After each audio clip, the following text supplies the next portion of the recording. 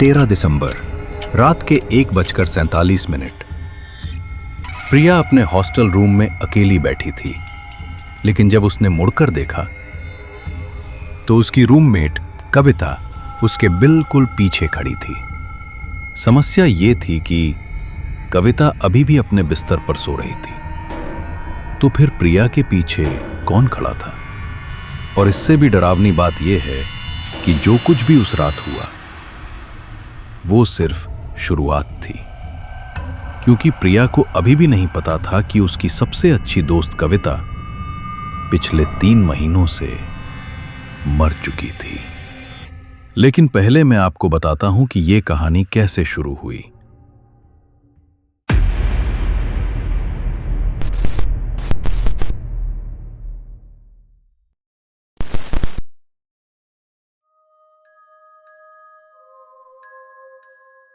साल 2019, अक्टूबर महीना। हिमाचल प्रदेश के शिमला जिले के एक छोटे से पहाड़ी शहर में स्थित था Saint Mary boarding school.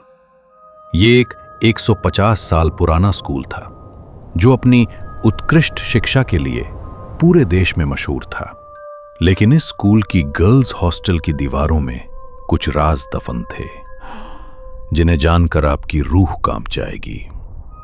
School का मुख्य भवन सुंदर था, लाल ईंटों से बना, चारों तरफ देवदार के पेड़ और बीच में एक बड़ा गार्डन। लेकिन गर्ल्स हॉस्टल कुछ अलग था। ये एक अलग इमारत थी, जो मुख्य भवन से 200 मीटर दूर थी। हॉस्टल की इमारत 6 मंजिला थी। पहली से 5वीं मंजिल तक लड़कियों के कमरे थे, लेकिन 6ठी मंजिल वो हमेशा खाली रहती थी, बंद, वीरान। और इस कहानी में सबसे डरावनी बात यह है कि जो कुछ भी आगे होने वाला था वो सब 6ठी मंजिल से ही शुरू हुआ था।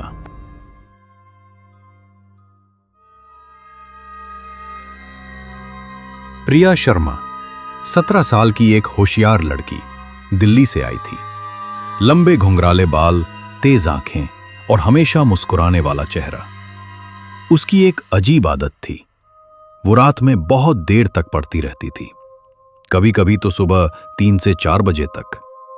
कविता अग्रवाल, प्रिया की रूममेट और सबसे अच्छी दोस्त, 16 साल की, छोटे कटे बाल, मोटे फ्रेम का चश्मा। वो हमेशा अपने गले में एक चांदी का लॉकेट पहनती थी, जिसमें उसकी दादी की तस्वीर थी। कविता बहुत शर्मीली थी और जल्दी सो जाती थी। दोनों लड़कियों की दोस्ती बहुत प्यारी थी, लेकिन न प्रिया को पता था और न कविता को कि उन्हें रूम नंबर 304 क्यों दिया गया था। हर रोज का यही रूटीन था। शाम को 6 बजे डिनर, 7 बजे से 9 बजे तक स्टडी आवर, 9:30 लाइट्स ऑफ। लेकिन प्रिया अपनी टेबल लैंप जलाकर पढ़ती रहती थी। कविता हमेशा अपनी दाईं करवट लेकर सोती थी, उसके सिर के नीचे एक छोटा सा तकिया और हाथ में अपना चश्मा। वो सोते समय भी अपना लॉकेट पहने रहती थी। लेकिन प्रिया ने एक बात कभी नोटिस नहीं की थी, कविता सोते समय कभी नहीं हिलती थी, बिल्कुल भी नहीं। जैसे कि लेकिन अब मैं आपको बताता हूं कि इस हॉस्टल में 6 साल पहले क्या हुआ था और क्यों प्रिया और कविता का इस कहानी में होना कोई इत्तेफाक नहीं था।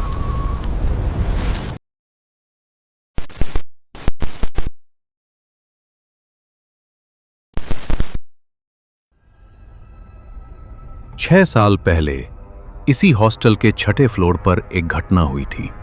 एक होनहार छात्रा अंजलि 13 दिसंबर की रात 6ठे फ्लोर की बालकनी से नीचे कूद गई।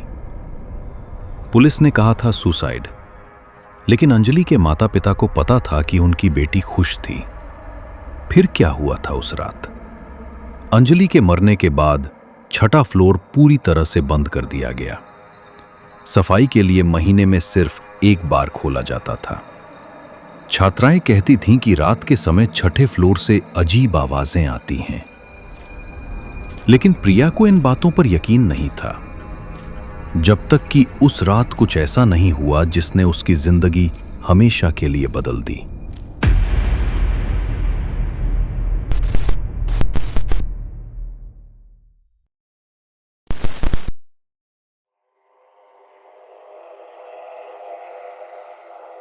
तेरह दिसंबर 2019 रात के 1:30 पर प्रिया अपनी मेज पर बैठी गणित के सवाल हल कर रही थी।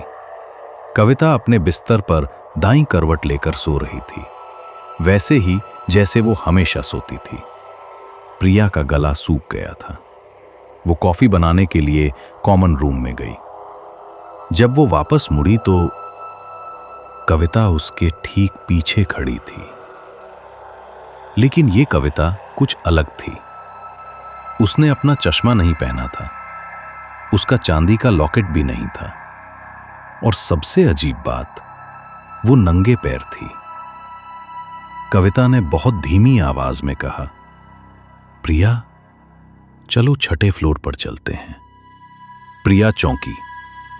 कविता कभी भी रात में नहीं उठती थी, और छठे फ्लोर, वो तो बंद था। लेकिन जो अगले 20 मिनट में हुआ, वो प्रिया के लिए एक जिंदा दुस्वप्न था। कविता ने प्रिया का हाथ पकड़ा और उसे सीढ़ियों पर ले जाने लगी। प्रिया ने नोटिस किया कि सिर्फ उसी के चप्पलों की आवाज आ रही थी। छठे फ्लोर का दरवाजा खुला हुआ था। वे अंदर गए। दीवारों पर नाखूनों से खुदा हुआ था, 13 दिसंबर, मुझे मत भूलो। बालकनी पर पहुंचकर कविता ने प्रिया की आंखों में देखा। उसकी आंखें पूरी सफेद हो चुकी थीं। वो बोली, जंप करो प्रिया, जंप करो। प्रिया के हाथ पैर जम गए। कविता की आवाज और भारी होती जा रही थी, जंप, जंप, जंप। प्रिया को लगा जैसे वो हिप्नोटाइज हो रही है। वो धीरे धीरे रेलिंग की तरफ बढ़ने लगी।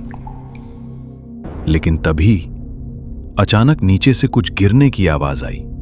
प्रिया का ट्रांस टूटा। उसने कविता को धक्का देकर भागना शुरू किया। पीछे से एक भयानक चीख सुनाई दी, लेकिन ये कविता की आवाज नहीं थी। प्रिया अपने रूम में पहुंची और दरवाजा बंद कर लिया। जब उसने मुड़कर देखा तो कविता अभी भी अपने बिस्तर पर सो रही थी, वैसे ही जैसे वो उसे छोड़कर गई थी। प्रिया ने कविता को हिलाया। कविता जगी। उसने अपना चश्मा लगाया और पूछा, क्या हुआ प्रिया, तुम इतनी परेशान क्यों लग रही हो? प्रिया ने उसके गले को देखा। चांदी का लॉकेट अभी भी वहां था। अगली सुबह प्रिया ने वार्डन से पूछा कि छठे फ्लोर का दरवाजा रात में क्यों खुला था। वार्डन ने जवाब दिया, प्रिया, छठे फ्लोर का दरवाजा पिछले 6 सालों से कभी नहीं खुला। उसमें 3 ताले लगे हैं। फिर प्रिया के साथ रात में छठे फ्लोर पर कौन गया था? उस दिन के बाद से प्रिया ने अपनी दिनचर्या बदल दी। वो रात में पढ़ना छोड़कर दिन में पढ़ने लगी। लेकिन हर रात जब वो सोने जाती तो उसे लगता कि कोई उसे घूर रहा है, और जब वो मुड़कर देखती तो कविता हमेशा गहरी नींद में सो रही होती। 3 महीने बाद स्कूल की छुट्टियों में प्रिया अपने घर गई। वापस आकर उसे पता चला कि कविता स्कूल छोड़कर चली गई थी। रूम साफ करते समय प्रिया को कविता के बिस्तर के नीचे एक डायरी मिली। उसमें कविता की हैंडराइटिंग में लिखा था, 13 दिसंबर से मैं यहां नहीं हूं। जो भी प्रिया के साथ रह रहा है वो मैं नहीं हूं। मैं अंजलि के साथ छठे फ्लोर पर फंसी हुई हूं। प्रिया को बचाओ, वो अगली है। प्रिया ने फौरन वार्डन को दिखाया। वार्डन ने कहा, प्रिया, ये कविता की हैंडराइटिंग नहीं है, ये तो अंजलि की हैंडराइटिंग है। आज भी सेंट मैरी बोर्डिंग स्कूल में छठा फ्लोर बंद है। लेकिन कुछ रातों में छात्राएं 2 लड़कियों की आवाज सुनते हैं, एक कविता की और एक अंजलि की, और वो दोनों किसी तीसरी लड़की का नाम पुकारती रहती हैं।